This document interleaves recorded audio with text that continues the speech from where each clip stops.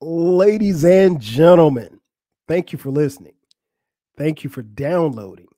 And thank you for subscribing to the latest edition of the 12 Kyle podcast. I am your boy, 12 Kyle. Check this out. On this episode, oh man, I got a treat for you. Um, this is going to be fun because, as many of you know, or if you've been hiding under a rock, hip hop actually turns 50. Well, actually has turned 50 this month. And I said what I wanted to do was, in honor of hip hop, make it Hip Hop Week or in this Hip Hop Month, review some albums that I had not reviewed before. And each album that I've reviewed so far kind of gives you a glimpse as to a specific time in my hip hop journey. Um, if you've been following the podcast, you know, I talked about the Beastie Boys, which was a group that I didn't know was white. And then subsequently, the Two Live Crew, as nasty as they want to be. The Beastie Boys album, their debut album, License to Ill, as nasty as we want to be by the Two Live Crew, which came to me at a pivotal time. And then the DOC's debut album, No One Can Do It Better. All of those were albums that came out kind of like in my infancy with rap and hip hop, if you will. But this album that I'm going to review on this particular episode, I was already a vet in hip hop, if you will. But this is one of my favorite albums, period. This is one of my favorite hip hop groups, period. We're taking it back to review my guys, Little Brother, and their sophomore album, The Minstrel Show. This album was released September 13th, 2005. Now, this album, again, means a lot to me. It's very special, and I'm going to touch on it as to why. But where I was really with hip hop and how this album kind of molded or changed things, if you will, for me, I can definitely explain to you.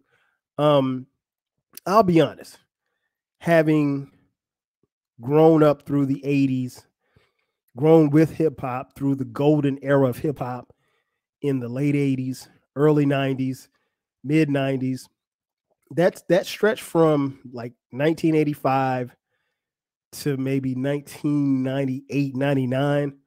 That was a great time for me as far as hip hop was concerned. As a fan, I grew with the music. We lost some along the way, as far as artists like Pop and Big. But by the time the 2000s rolled around, honestly, as a fan, I started looking around and I didn't really like what I saw. Hip hop had kind of changed a little bit. In fact, it kind of changed a lot. And it wasn't as dope as I remembered it to being. And quite honestly, I was about done with hip hop. I'm going to keep it real. And I stumbled upon this particular group. And when I tell you this group and this album gave me a shot in the arm as far as rejuvenating how I felt about hip hop, it was the Minstrel Show and it was Little Brother. My friends back then used to say that I was a backpack rapper fan. And that was partially true. But the thing that really stood out to me about Little Brother, in particular this album, was one, first and foremost, these guys could spit. Little Brother at the time was the rapper Big Pooh, Fonte, and Ninth Wonder. And they had a previous album called The Listening. And I did an album review on The Listening earlier this year. But I didn't hear The Listening at the time that I found Little Brother. So this is my introduction to them. And I went back and listened to The Listening. But like I said, September 13th, 2005. By this time, like I said, I'm a veteran hip hop fan. I'm married. By that time, 2005, we had 2 kids. We had our We had Dion, our oldest son, and then we had Dion in 1999, and we had Cameron in 2002. So, married guy with 2 sons. Yeah, I was settling down. I had settled down. We bought a house. I wasn't hanging in the clubs and all the stuff like that in Atlanta. We were living in Atlanta like we still do now. But I was settling into being grown, if you will. And nonetheless, I found this album and I found this particular group. And there aren't too many albums or artists that I can say, like, as soon as I heard them, like, I knew that I was gonna be hooked on their music. But this was one of them. The thing that really stood out to me initially was they were rapping just like because Fonte and rapper Big Pooh were the rappers. Ninth Wonder was he solely handled the production. They were rapping like dudes who needed a record deal, and they already had a record deal. But they rapped what their subject matter was rapping about. It was stuff that I could relate to. They were funny. They were thought-provoking. They were very sure of themselves. They had been to college. So in a lot of ways, like, they kind of mirrored where I was in life, or where I had been in life. And most of their content was totally relatable. So, they weren't going to be talking about people they shot or how many drugs they sold. They really developed their craft, and they really, really put a lot of work into what it was that they were doing and who they were as artists.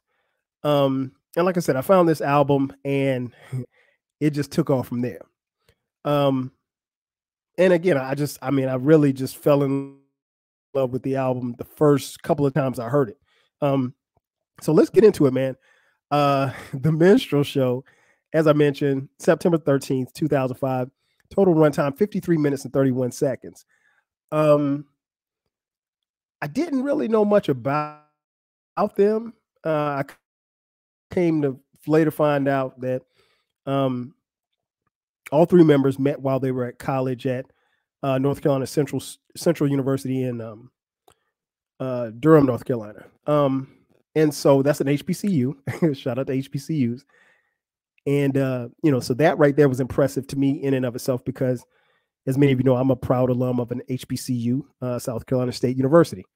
And then these guys were dedicated to the music, and they just really sounded like some hungry ass rap dudes. And when I saw the album, a lot of things kind of ran through my mind. First, because I remember I bought this, I heard a song, and then I went and bought the CD. And I bought the CD off the strength of the song. The song was called "Loving It," and I'll get into that in just a second. But yeah, the CD, the album cover of the CD, really, because you see the faces of each member of the group. And first and foremost, the album is titled The Minstrel Show. Now, if you're familiar with history, you know what a minstrel show is. If you don't, look it up. And then you had that with the backdrop of the album cover of their faces, almost being in blackface on this album cover. And so that right there really had me intrigued. Like, I'm like, whoa, these dudes are like, they are sending a message already just on the album cover and the name of the album. And so that right there had me hooked from the beginning. But once I got into the album, I was like blown away, like, because I hadn't heard anything like this. I mean, like, they literally, like I mentioned earlier, they gave me a shot in the arm. They kind of reminded me of Public Enemy a little bit. They reminded me a little bit of Outkast. They reminded me a little bit of Tribe. They reminded me a little bit of Daylight. You could tell that they had pulled their energies and their inspirations from different places. And I think that, I could tell just by, and, again, we didn't have the internet like that. We had the internet, but internet really wasn't popping like that in 2005. But you could tell where their influences came from musically. And so I was, I was impressed. And the more and more I listened to this album, the more and more I got hooked. Um, they, again, very intelligent, very matter of factly, but then they were from the South. And for me, that meant a lot because, we didn't really have a lot of spitters like that from the South.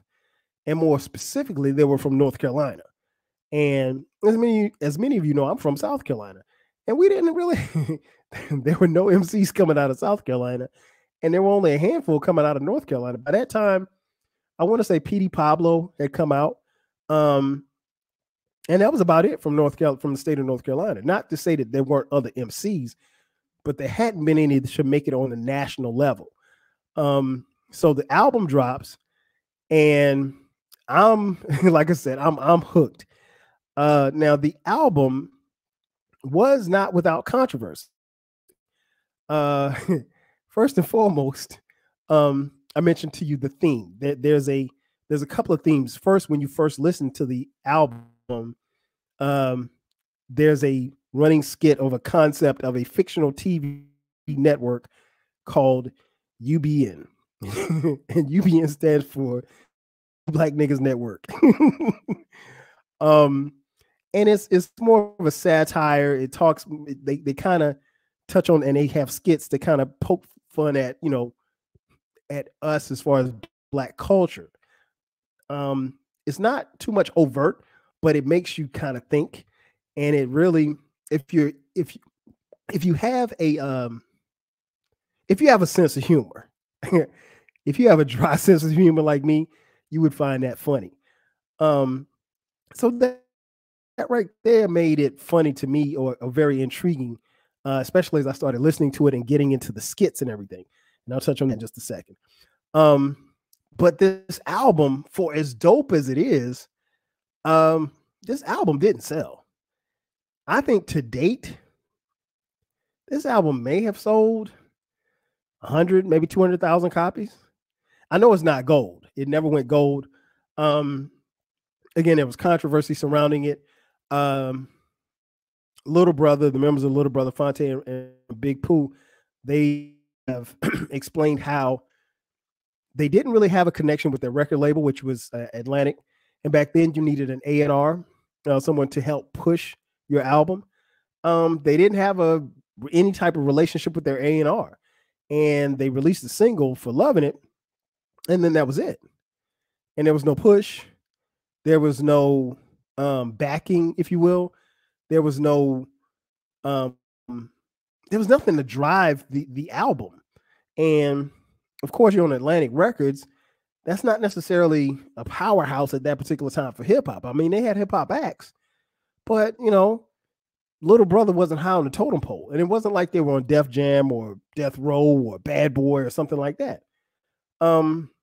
Nonetheless, so this album doesn't sell a lot of records, and it's solely because, they just didn't get the backing from their label. It had nothing to do with their level of talent, because if you want to measure it by talent, then this album should have been platinum. But again, I'm biased because I absolutely love this album. This is one of my favorite albums. This album never falls out of my rotation. So let's get into the tracks. Again, the Minstrel Show, first and foremost, the rapper Big Pooh and Fonte, two incredible MCs. Again, this is my first time hearing them. And if you go back from, because I had to go back to the listening, which was their first album. If you go back to the listening and then you go from the listening to the Minstrel Show, you can see the growth in their lyrics and their presence on the microphone, both rapper Big Pooh and Fonte. And then obviously Fonte is a vocalist as well. He can sing. The boy can sing his face off. And so you have all of that playing in, as well as incredible production from Ninth Wonder. Ninth Wonder is one of the best beat makers of his generation. I probably put him in my top 10 beat makers of all time. He's just that dope. So you have all of that in the backdrop. You don't have the push from Atlantic Records, but you do have a situation where you got a dope album and it's on the streets. So let's get into the tracks. The album starts off with the aforementioned skit about UBN, and the first track is called Welcome to the Minstrel Show. Really, really interesting hook. Love that joint. And it sets up the album from the skit. Then we get into track 2, Beautiful Morning. Love this beat from Ninth Wonder. Pooh and Fonte deliver as usual throughout the entire album. Then we get to track 3, The Becoming, and this is just on Fonte. Then get to track 4. Track 4 is produced by Ninth Wonder as well. Ninth Wonder did all the production with the except of a couple of tracks. But we get introduced to crew member Darian Brockington on vocals in the background. D Brock, as we call him. D Brock crushes it on the background vocals. And then we get to the comical skit, Cheating, which was produced by Piano Reeves. Here we get introduced to a character that Fonte created by the name of Percy Miracles. In the song, he is bemoaning the fact that his old lady cheated on him. And that song, and the skit/song is comical. Then we get to track 6. Track 6 is called Hiding Place, again, produced by Ninth Wonder. That's got the rapper Big Pooh, Fonte, Elzai from Slum Village, as well as Joe Scudder, who is a member of their crew as well. Another banger. Then we get to track 7, Slow Down, which was actually the second single that was released. That features Fonte and the rapper Big Pooh, and once again, Darian Brockington on the vocals. Then track 8, Say It Again. I love this joint. This features the rapper Big Pooh, Fonte, and their crew member Sean Don. Then we get to track 9. It's a skit called Fifth in Fashion, which sounds like a commercial that you probably hear on the radio. Very funny, produced by Nicolay, who is one half of the Foreign Exchange. Fonte Coleman is the other half. Then we get to track 10. My favorite track on the album, Loving It, which is Fonte, rapper Big Pooh, and Joe Scudder. That joint bangs, man. It's that was my introduction to Little Brother, that song, and that song got me hooked. The next track 11, Diary of a Mad Black Daddy. That thing is fun. It's still funny to this day, and it sounds just like how a black dad would sound in a house. Then we get to track 12, All For You, produced by Ninth Wonder as well, with Big Pooh, Fonte, Darian Brockington, and James Poyser on the keyboards and strings. Love this joint, man. I mean, they haven't missed in any of these songs.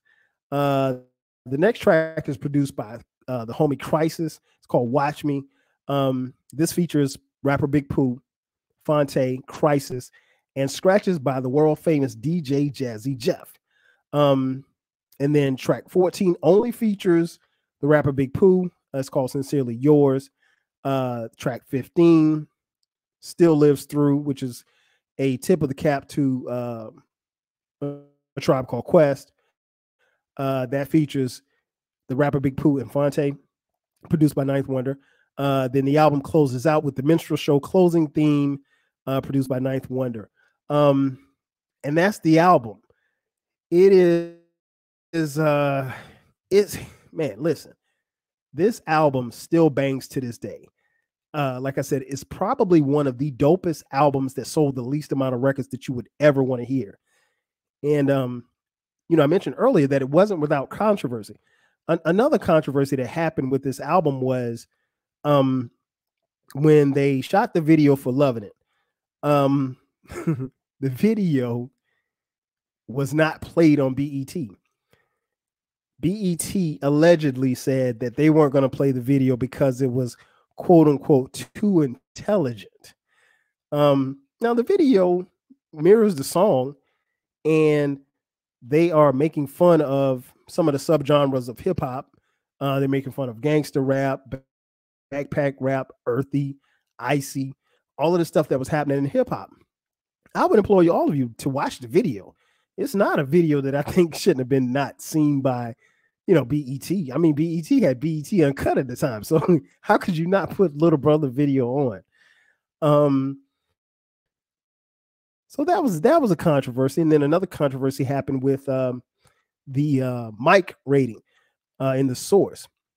There was an editor-in-chief at the Source magazine by the name of Joshua Ratcliffe.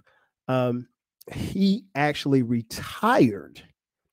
He retired because he disagreed with how or what the mic rating that this album got. He reviewed the album. He suggested that the album get 4.5 mics.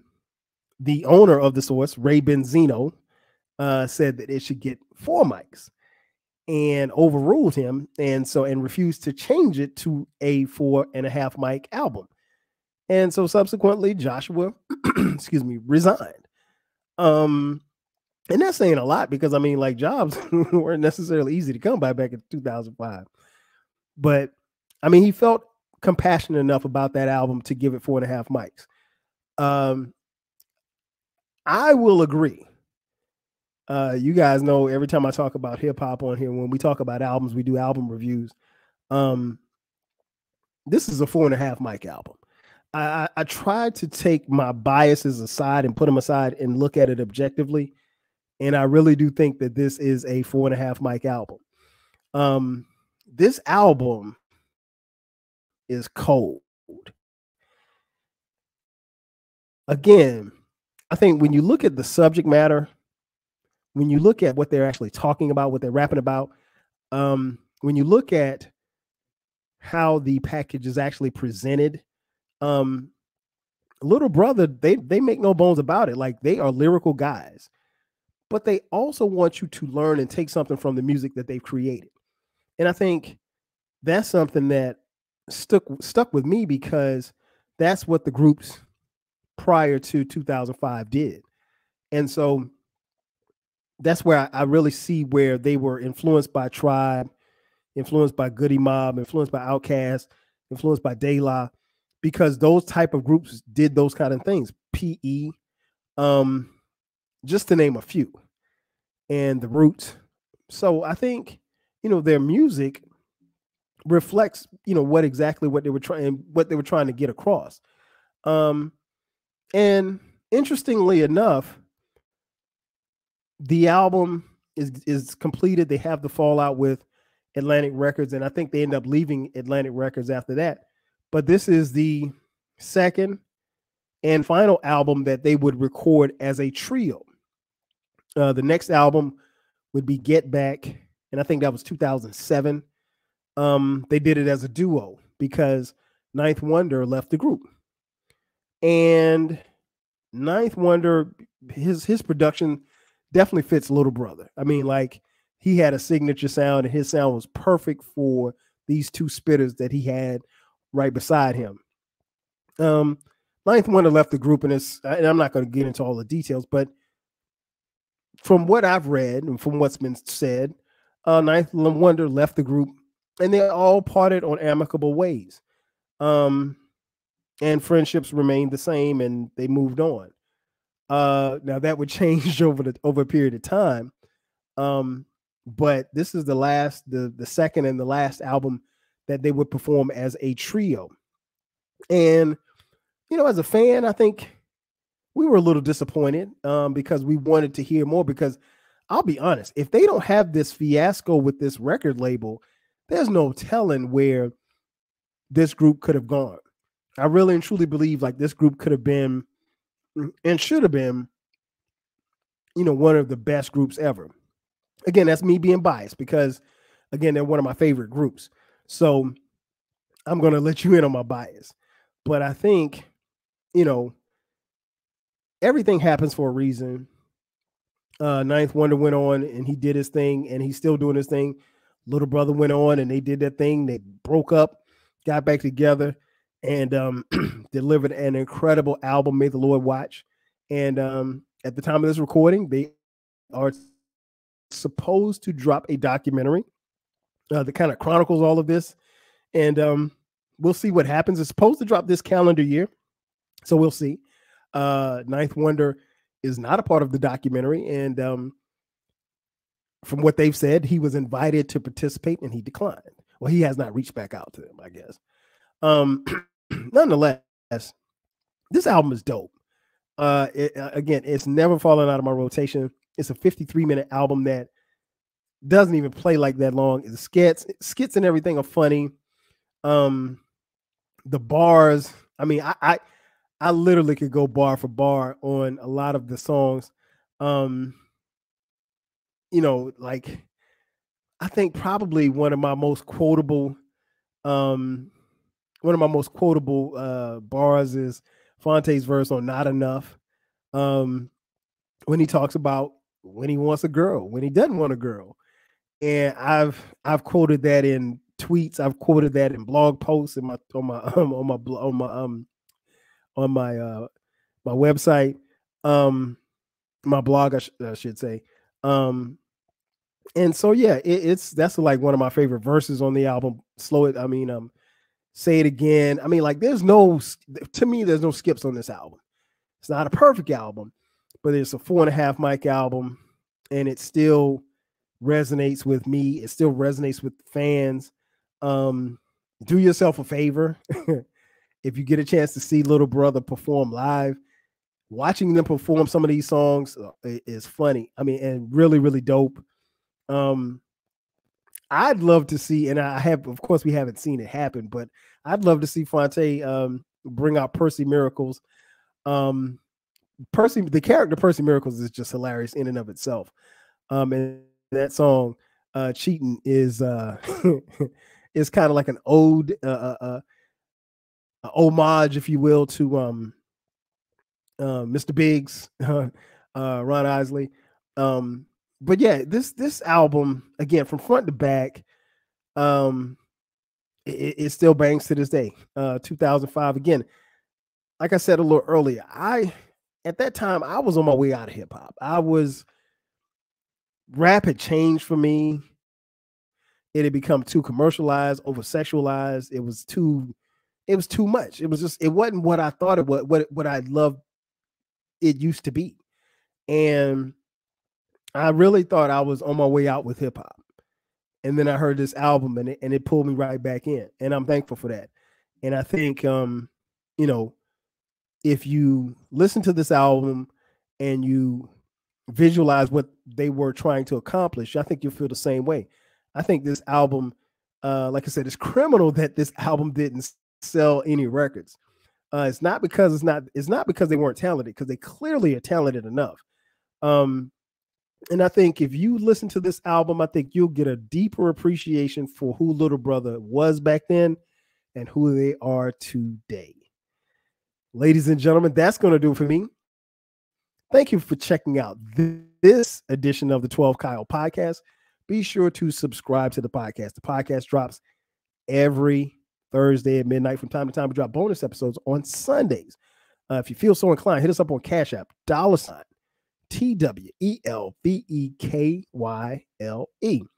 Like I told you guys before, I wanted to do something. I want to do something special for Hip Hop Week, Hip Hop Month. I've given you a few album reviews on albums that I hadn't reviewed. And like I said, this is one of them. I'm really surprised that it's taking me this long to review this album. But you'll see more of these album reviews, and they won't necessarily be anniversary albums. But I want to kind of give my perspective of where these albums stand with me and why I like them so much, or love them for that matter. But yeah, again, thank you for checking out this episode of the 12 Kyle podcast. This has been an album review from the Minstrel Show from Little Brother. Again, I'm your boy 12 Kyle. I'll catch you guys next time. 5,000.